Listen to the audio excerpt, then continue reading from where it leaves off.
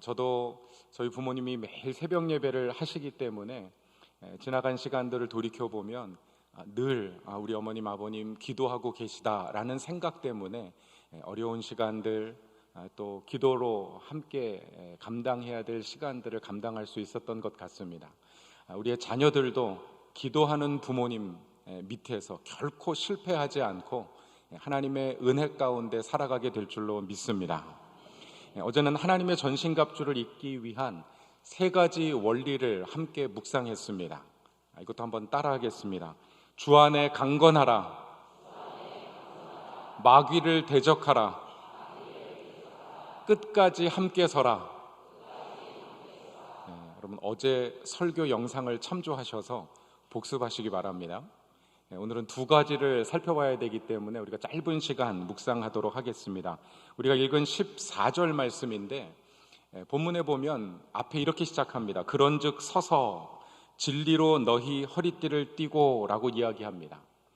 여러분 그런즉 서서 진리의 허리띠를 왜 띠어야 될까요? 그럼 진리의 허리띠가 왜 필요합니까? 그런즉 서서 그랬으니까 바지 내려가지 말라고 허리띠를 동여 매야 하는 것일까요? 여러분 이 진리의 허리띠가 의미하는 것이 무엇입니까? 왜 매야 합니까? 여러분 일반적으로 로마 병사들이 갑옷을 입을 때는 먼저 속옷을 입고 또 튜닉이라고 하는 겉옷을 입고 그 위에 신을 신고 또 갑옷을 입고 그 위에 호심경을 붙이고 제일 마지막에 허리띠를 찹니다. 그리고 거기에 무기를 장착하고 이렇게 전쟁에 나가게 되는데 여러분 사실 가장 마지막에 착용해야 될 것이 허리띠입니다. 그런데 바울은 오늘 에베소 교회 편지하면서 하나님의 전신갑주를 입으라고 얘기하면서 그럼 가장 먼저 무엇을 입으라고 얘기합니까? 진리의 허리띠를 입으라고 이야기합니다. 그럼 바울이 로마 군인의 군복 착용법을 몰랐을까요? 그럼 바울은 다소라고 하는 로마 식민지 안에서 성장했습니다. 아마 그가 아주 어렸을 때는 로마의 교육도 받았을 것입니다. 아니 지금 바로 옆에는 로마 군인이 지키고 서 있습니다. 이태 동안 로마의 감옥에서 그렇게 자택연금을 당한 걸 보면 충분히 그 병사와 대화를 나눌 시간들도 있었을 것입니다. 그럼 로마 군인들의 어떤 무기 착용법, 군복을 입는 법을 몰라서 한 것이 아니라 지금 바울은 그리스도인의 삶에 가장 중요한 것이 무엇인지를 이야기해 주기 위해서 여러분 도취한 것입니다. 순서를 바꾼 것입니다. 우리가 가장 먼저 입어야 할 것이 진리의 허리띠라고 하는 것을 강조해서 이야기해 주고 있는 것입니다. 그럼 과연 진리의 허리띠가 무엇이며 왜 진리의 허리띠를 먼저 입는 것이 중요하고 우선적인가 생각해 보아야 합니다. 2011년에 아주 흥미로운 논문이 하나 발표가 됐습니다. The Roman Military Belt라고 하는 페이퍼인데 이 스테파니 호스라고 하는 독일의 퀼른 대학교의 교수이신데 이분이 고대 1세기에 특별히 이 로마의 군복 착용에 관해서 연구하면서 이 벨트에 관한 논문을 발표한 것입니다. 여러분 이 로마의 허리띠는 아주 두꺼운 가죽으로 되어 있기 때문에 단검이나 무기를 장착하기에도 아주 용이했습니다. 특별히 이 로마 허리띠에 보면 오늘 여러분도 나가시다가 로마 병사의 허리띠를 확인하십시오. 그냥 지나가지 마시고 어제도 보니까 우리 자녀들만 사진 찍은 게 아니라 어르신들도 함께 사진 이렇게 찍으러 오셔가지고 찍으셨는데 여러분 다 인증샷 찍으셔도 좋겠습니다. 여러분 그 허리띠에 가만히 보면 가죽으로 끈이 드리워져 있습니다. 그리고 그 끈에는 쇠조각이 붙어 있는 것을 볼 수가 있어요. 여러분 이 논문에서 여러 가지 이 허리띠의 기능을 밝히는데 그 중에 하나가 뭐냐면 여러분 수백, 수천, 수만의 군인들이 그 허리띠를 차고 걸어가면 이 띠가 흔들리면서 쇠조각이 부딪혀서 엄청난 소리가 난다는 거예요. 여러분 이 소리가 적군에게 굉장한 두려움을 안겨준다는 것입니다. 여러분 기록에 의하면 마치 로마의 군대는 실제 숫자보다 10배는 더 많게 들렸다. 1000명이 가면 10,000명이 오는 것처럼 소리가 쨍그랑쨍그랑 울리고요. 10,000명이 가면 10만 명이 가는 것 같은 공포와 두려움을 안겨주었다는 것입니다. 그럼 사실 이거보다 더 중요한 목적이 있으면 이 논문을 통해서 제가 오늘 본문 말씀과 너무 맞는 그런 연구를 이분이 발표를 하셨는데, 여러분, 이 허리띠의 가장 중요한 목적 중에 하나가 무엇이냐면 바로 병사의 신분을 나타내는 증명서 역할을 했다는 것입니다. 여러분, 그 가죽, 내리워진 가죽끈의 넓이나 길이, 금속 장신구의 모양이나 크기에 따라서 여러분 소속 부대, 또 계급이 어떤 계급인지를 보여주는 신분 증명서와 같은 것이 이 로마의 허리띠였다고 하는 것입니다.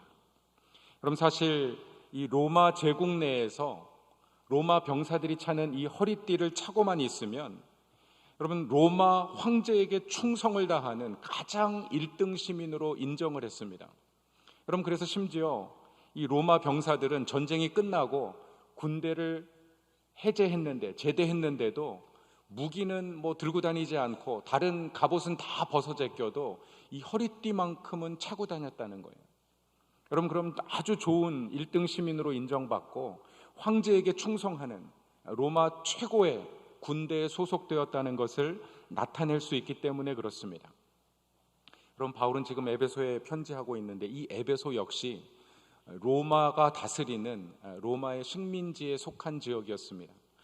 에베소에 있는 모든 성도들도 여러분 로마 군대의 복식, 그 무장이 무엇을 의미하는지 다 알고 있었을 것입니다. 그럼 그런 성도들에게 오늘 바울이 편지하면서 너희가 그 영적 허리띠를 동여매라고 이야기하는 것이죠. 여러분, 에베소라고 하는 도시는 황제를 숭상하는 황제 사원이 있었고요, 또 아데미라고 하는 여신을 숭상하는 그런 아데미 신전이 있었습니다. 수많은 우상 신전이 있었습니다.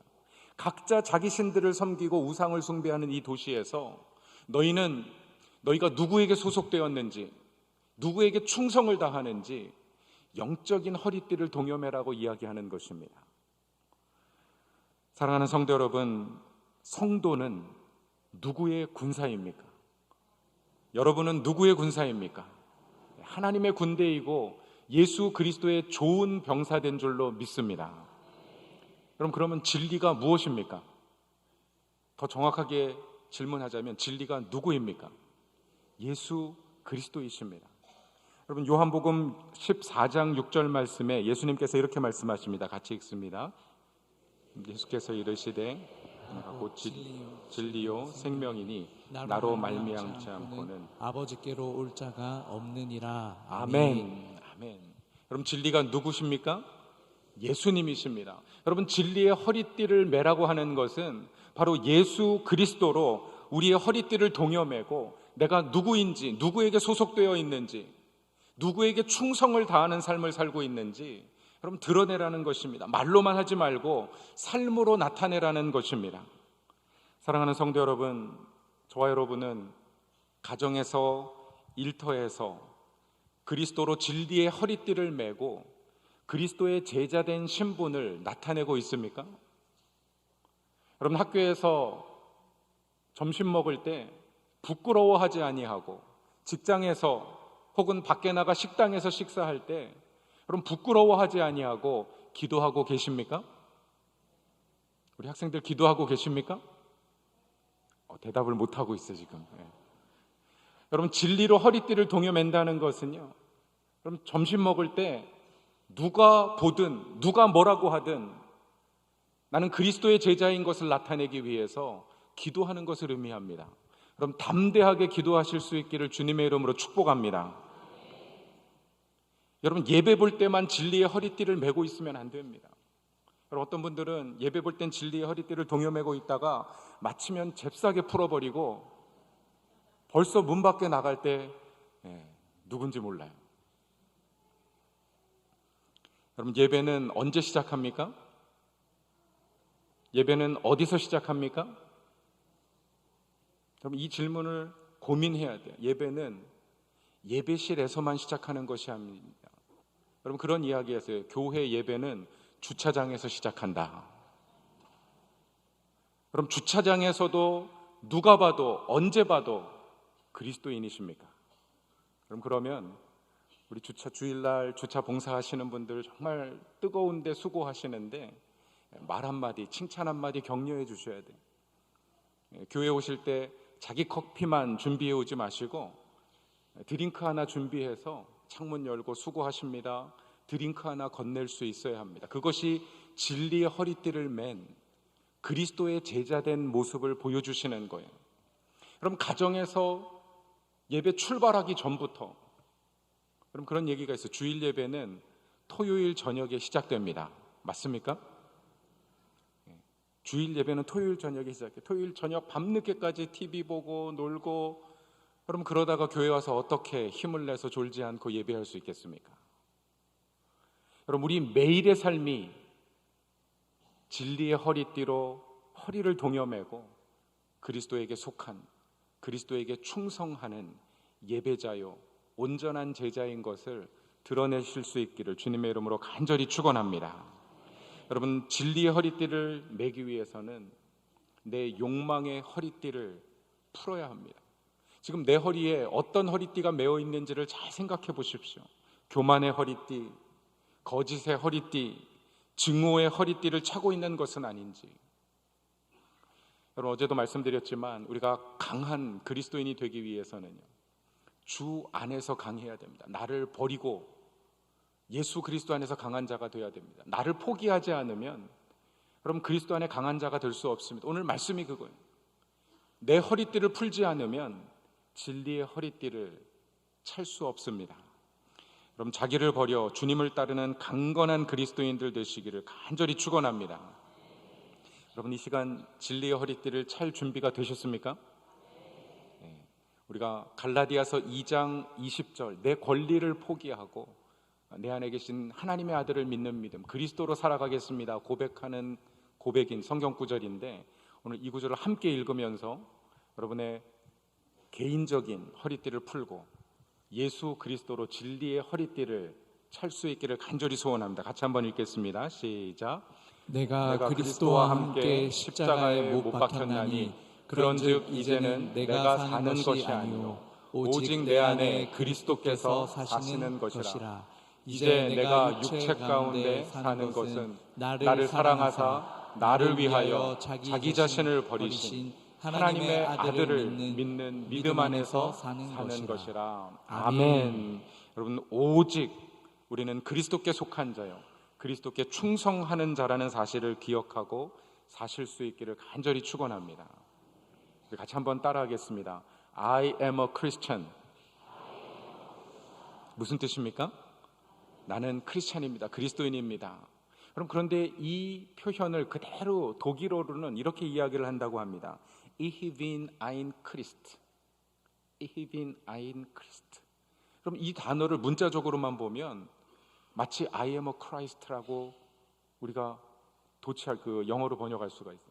나는 그리스도입니다. 이렇게 이야기하는데 독일어로는 이게 크리스찬입니다 라는 의미입니다. 그럼 착시 현상을 불러일으켜. 그런데 그 착시가 어떻게 보면 정확한 착시인지 모르겠습니다. 우리는 이 세상에서 작은 그리스도로 살아가야 합니다. 정말 예수님 닮은 인격과 예수님 닮은 모습으로 살아가야 합니다. 그럼 저는 우리 자녀들이 예수님 닮은 성품으로 자라날 수 있기를 주님의 이름으로 축복합니다. 예수님의 겸손, 예수님의 온유, 예수님의 인내와 절제, 예수님께서 앞서가신 그 십자가의 길을 쫓아서 온전한 제자의 삶을 살기를 예수 그리스도의 이름으로 간절히 축원합니다. 그럼 시간이 오늘 짧기 때문에 두 번째로 의의 호심경을 붙이라 이야기하고 있습니다.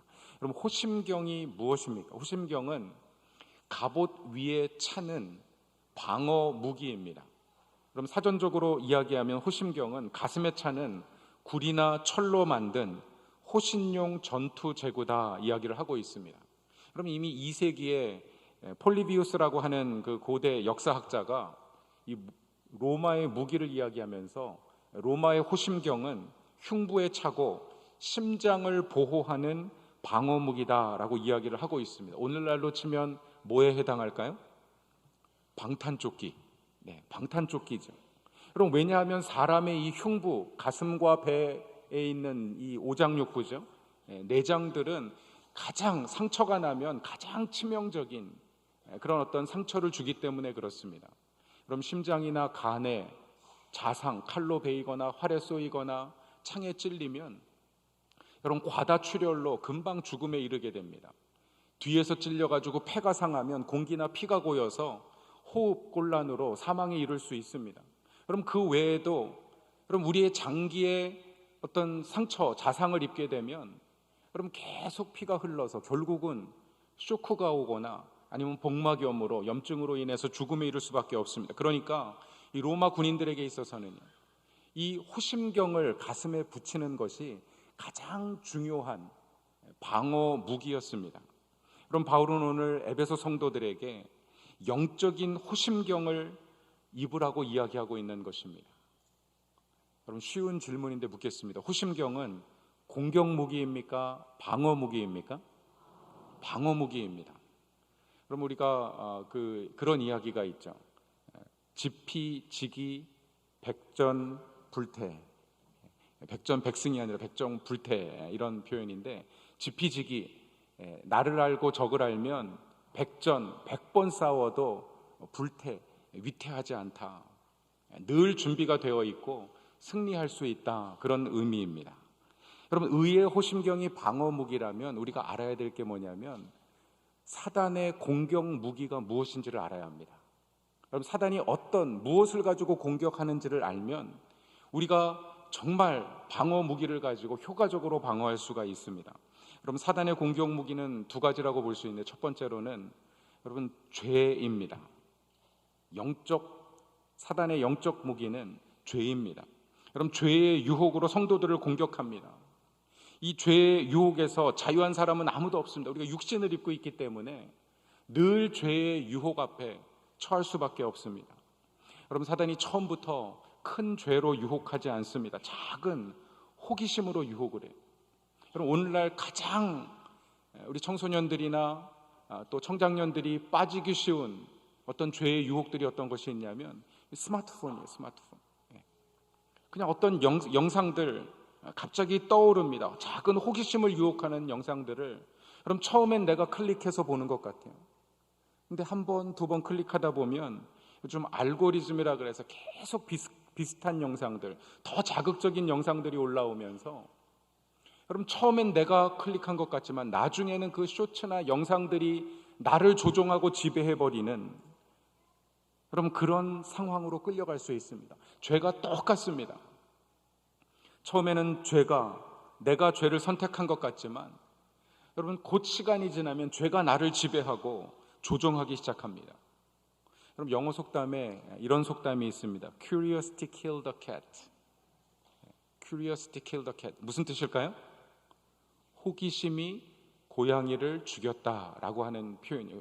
이 고양이를 보면 호기심들이 많이 있는데 그것 때문에 사고를 당하기도 하고 뭐 그런 이야기, 또 속담으로 이야기하면 여러분 호기심 때문에 작은 호기심이 결국 사람을 파멸로 이끈다고 하는 이야기를 속담으로 하는 것입니다.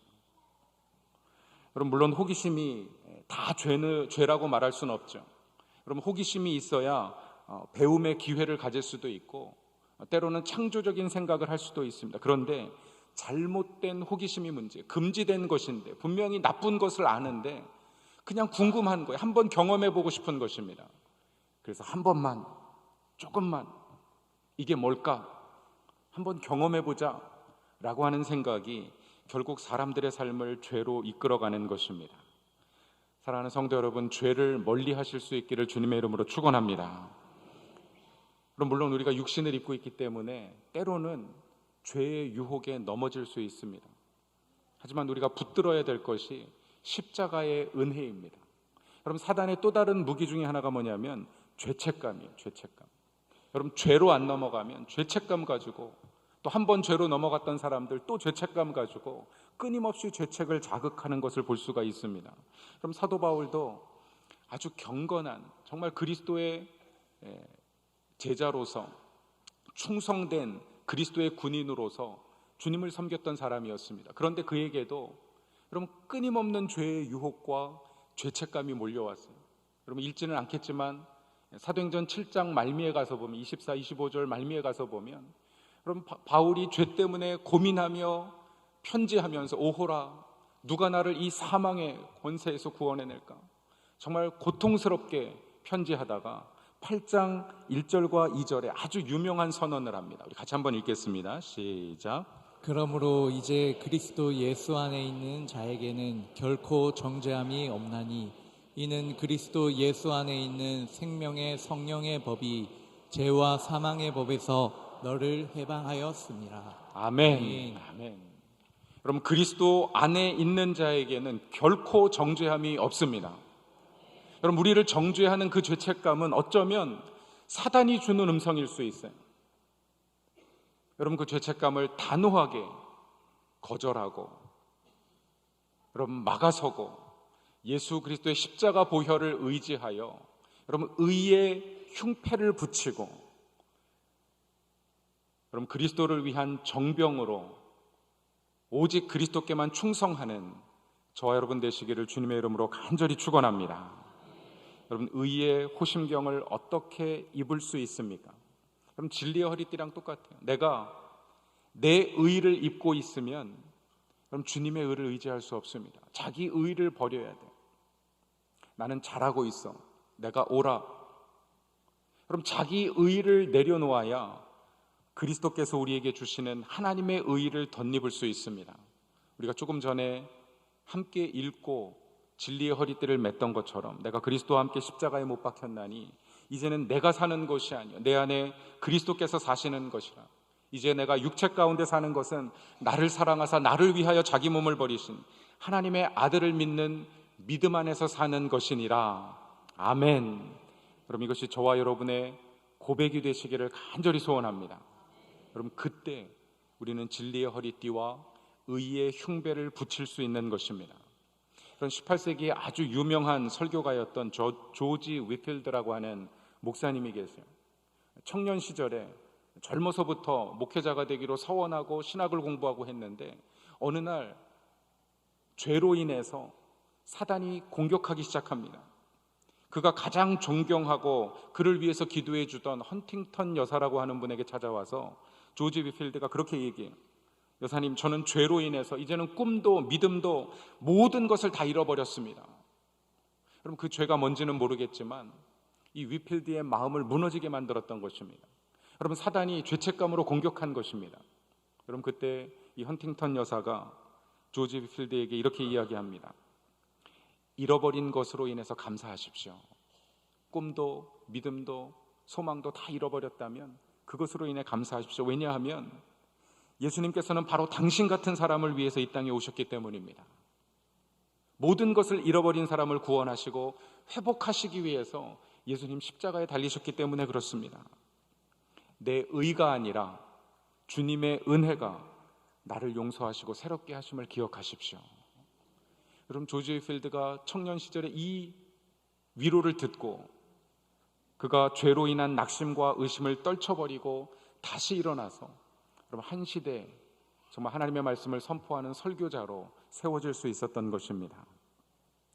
사랑하는 성도 여러분, 우리 자신의 허리띠, 우리 자신의 의의를 벗어버리고 예수 그리스도의 진리의 허리띠로 우리의 허리를 동이고 예수 그리스도의 의의 흉배로 여러분 하나님의 의의를 덧입는 저와 여러분 되시기를 주님의 이름으로 간절히 축원합니다.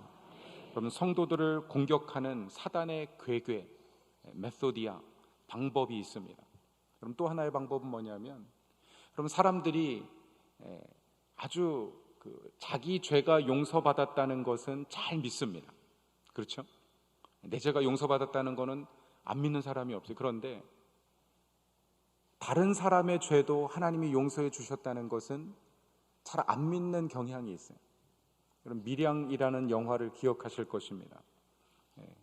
그럼 아들을 죽인 범인을 증오하고 미워하다가 나중에 교회 가서 예수 믿고 내가 용서해야 되겠다고 생각해서 면회를 갔는데 그 범인이 감옥에서 예수 믿고 내가 용서하기 전에 나는 이미 하나님께 다 용서받았습니다 하는 것을 보고 절규하며 분노하는 그런 모습을 보여주는데 그 모습이 오늘날 그리스도인들에게도 있는 모습이 아닌가 생각을 해봅니다.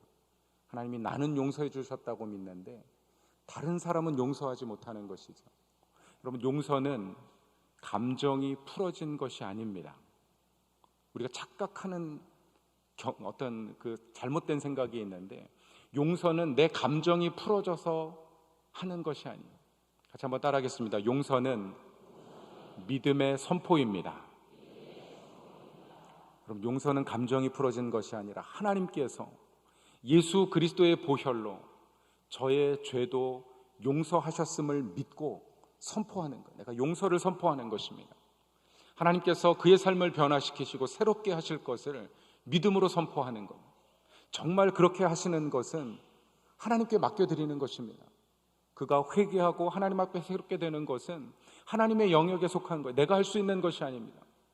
나는 용서를 선포하는 거예요. 그러면 하나님께서 우리의 마음에 묶인 것을 풀어주시고 우리의 삶을 새롭게 하시고, 여러분, 의의 호심경을 붙이고 담대하게 믿음으로 살아가게 하실 줄로 믿습니다.